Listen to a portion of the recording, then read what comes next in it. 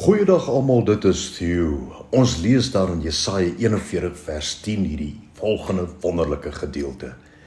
Wees nie bevrees nie, want ek is met jou. Kyk nie angstig rond nie, want ek is jou God. Ek versterk jou, ook help ek jou, ook ondersteun ek jou met my reddende regterhand. Hierdie hele vers 10, sê die Here eintlik vir jou, moenie bang wees nie, glo net. Weet jy, Jairus was 'n hooggeplaasde Joodse amptenaar, die leier van die sinagoge en lid van die godsdienstige groep wat niks met Jesus te doen wou hê nie. Maar sy dogter was baie siek en hy was desperaat vir hulp. En sy desperaatheid vir sy dogter se genesing het egter sy vrees vir die gevolge daarvan oorskadu, want hy het na Jesus gegaan vir hulp.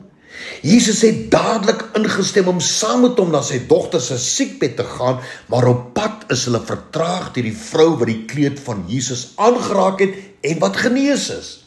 En op daardie oomblik het mense gekom en vir Jairus gesê dat sy dogter gesterf het, sy is dood. Markus 5 vers 35. Terwyl Jesus nog met die vrou praat, kom daar mense van Jairus se huis en sê, "U dogter is dood. Waarom val u die meester nog lastig?"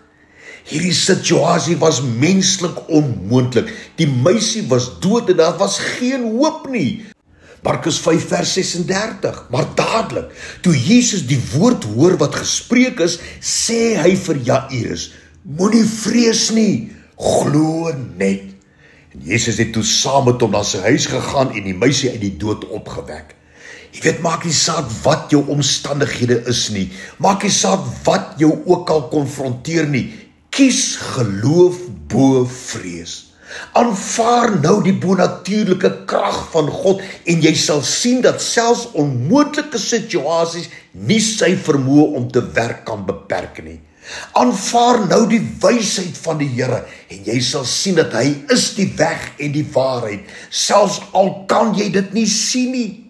Aanvaar nou die liefde van God en jy sal sien en ervaar dat hy jou nooit sal verlaat of in die steek laat nie.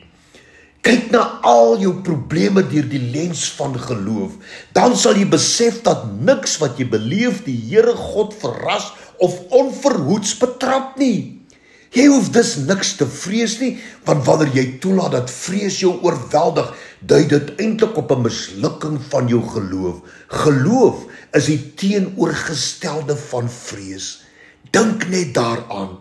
Wanneer ons leer om in geloof te leef en nie toelaat dat vrees ons lewens regeer nie, kan ons 'n vervullende, vreedsame en vreugdevolle lewe in God geniet. Ek wil jou vandag aanmoedig, hou op om jou bekommernisse te ignoreer of te begrawe. Praat met die Here daaroor in geloof en met verwagting.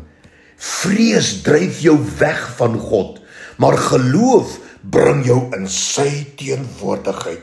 Dankie Here. Amen.